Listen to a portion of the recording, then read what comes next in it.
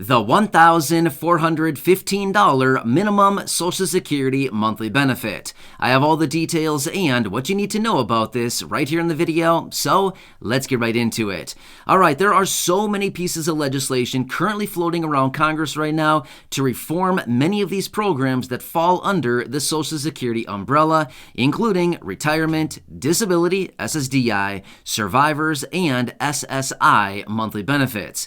As a result of that, some of these pieces of legislation are talking about reforming the programs, raising benefits, increasing solvency, and of course actually implementing a minimum benefit for many beneficiaries out there right now. So I do want to talk about some of these provisions as well as this minimum benefit of $1,415, where this is coming from, and how this would impact your monthly benefit going forward. So we have a lot to talk about right here in this video, so let's get into it and discuss all the details. However, really fast before we do, if you're new here or if you haven't done so yet, please make sure to subscribe by hitting that button right down below the video. I am your one and only daily advocate, and I am very much dedicated to you and this community to continue doing all the research every single day, breaking it down into these short videos so that you can stay updated with what is really going on right now during this very busy time as it pertains to your benefits, your money, checks, programs, reform, raises to benefits, as well as so many other things that continue to hit the wire every single day.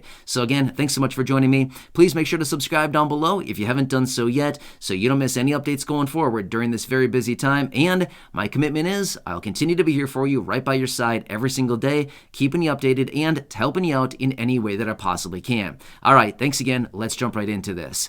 All right, so like I said, many different pieces of legislation floating around out there right now. And again, I want to focus on this minimum benefit of $1,415 in this video, according to the current math and the calculations based on the numbers that are out there right now. Which, by the way, this is all coming out of the Social Security 2100, which we just learned a couple weeks ago that John Larson, who is the architect behind the Social Security 2100, is bringing this to the floor in Congress here very soon. So that was the latest details that we heard right out of John Larson just not that long ago. So, of course, hopefully that'll be coming here very soon so they can start working on it, because we know it's going to be a very long process and it takes a very long time for Congress to get things done. However, let me talk about the details on this minimum benefit, because this is one of the major provisions in this piece of legislation that ultimately would impact a lot of people and raise your benefit pretty significantly. So, however, there is another piece of legislation or another provision within this legislation that would also raise all benefits across the board pretty much immediately by about 2%. Now again, I say about 2% because it's the way that they want to calculate the annual cost of living adjustment. Now let me quickly talk about this, and then we will talk about that minimum benefit of the $1,415 every single month. All right, so here's what it comes down to. One of the provisions as well is by changing the way that they calculate the annual cost of living adjustment, because right now the way that it's currently being calculated is unfortunately not really keeping up with the real inflation for fixed income beneficiaries.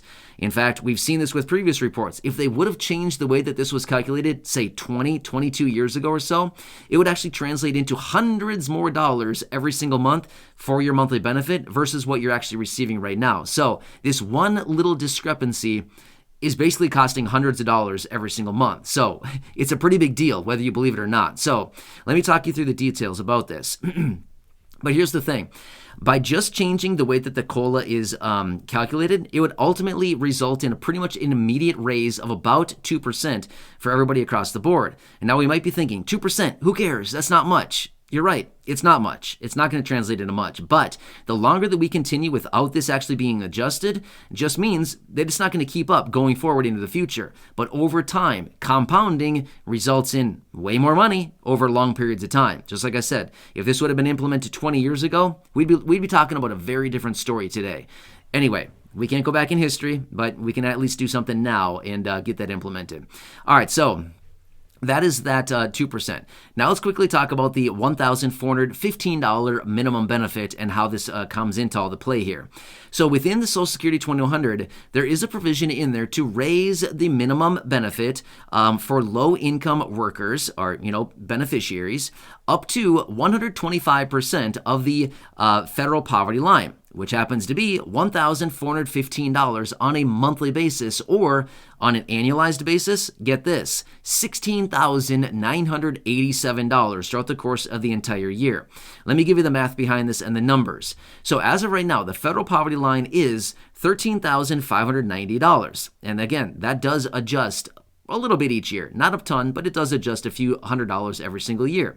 So that's the current federal poverty line as of right now, $13,590. Well, if we multiply that by 1.25, it gives us a number of $16,987. Again, on an annualized basis. However, if we divide that out by 12 months throughout the course of the year, it gives us $1,415 every single month. Now, this is one of the provisions, and this is also something that Biden has in his plan for Social Security. Remember that plan from about a year and a half ago? Yeah, probably not, right?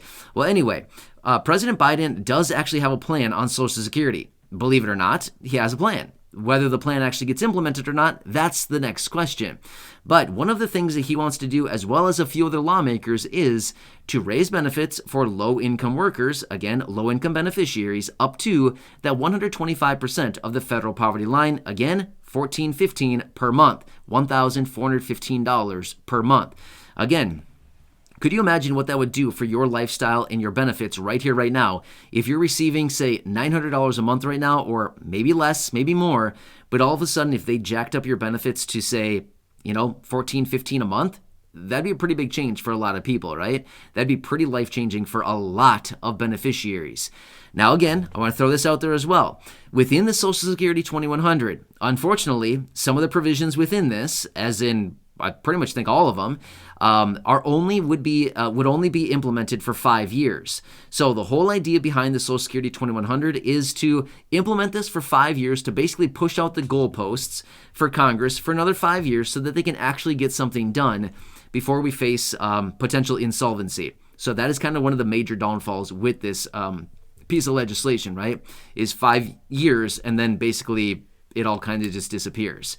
So that is one of the major problems here going forward with this. But at the same time, 5 years is a lot of time. 5 years is a very long time, and it would be plenty of time if Congress happens to work at a decent pace. It would actually give them plenty of time to implement things, with plenty of time to get things done to actually reform the program in a pretty big way to impact everybody and to actually look out into the future and think, okay, this is a good thing that we could do going forward and ultimately reform the program and ultimately raise benefits. But at the end of the day, even if none of this actually happens, just simply changing the way that they adjust the annual cost of living adjustment would actually be pretty significant.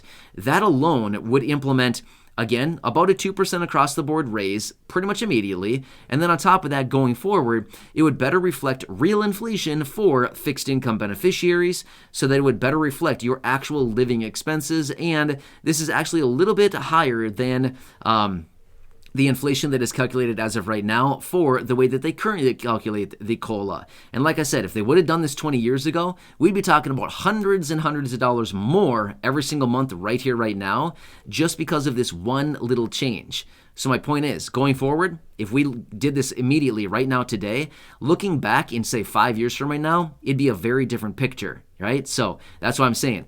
I guess late is better than never, and we can't do anything about history. We can't go back and change history. But anyway, it'd certainly be something that would be very nice to implement it right away to help out all these millions of beneficiaries, especially during a time right now where, fixed income benefits are just simply not enough. So anyway, something else that's very good that we're kind of thinking about and something that's going on out there. One more quick side note I want to throw out there. So I had a private conversation with one of you right here in the channel. I hope you're watching. You know who you are. But anyway, we were talking about this and talking about the annual cost of living adjustment.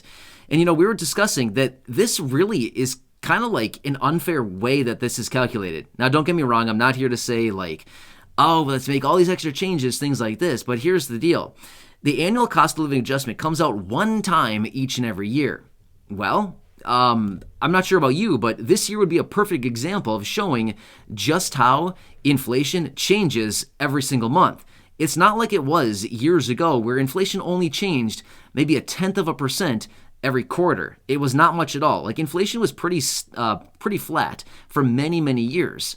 However, we've noticed here over the last couple of years, that's very different. Inflation is changing at a rate of 0.5%, 0.75%, 1% on a monthly basis. That's huge. We shouldn't be seeing those changes.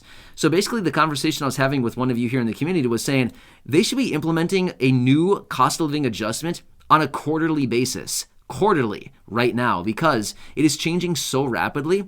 It would actually adjust benefits appropriately for what benefits should be going forward throughout the course of the year.